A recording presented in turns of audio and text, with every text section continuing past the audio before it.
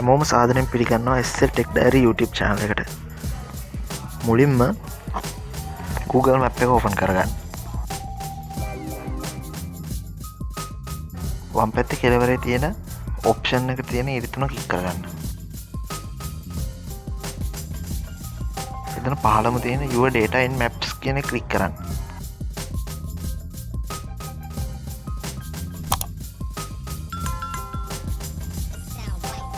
මෙතන location history වල see and delete activity කියලා තියෙන්නේ ඒක ක්ලික් කරගන්න. මෙතන location history on වෙලා තියෙන එක අනිවාර්යයි.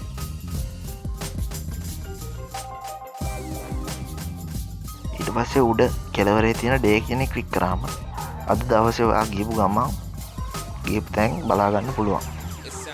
places කියන එක ක්ලික් කරාම ඔයා මේ දක්වා ගිහපු ඔක්කොම places ටික බලා ගන්න පුළුවන්.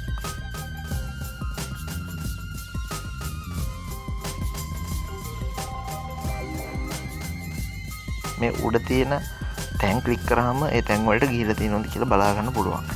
ඔයා shopping ගිහිල්ලා තියෙනවා නම්, airports වලට ගිහිල්ලා තියෙනවා නම්, hotel වලට ගිහිල්ලා තියෙනවා නම් ඒ ඔක්කොම බලා ගන්න පුළුවන්.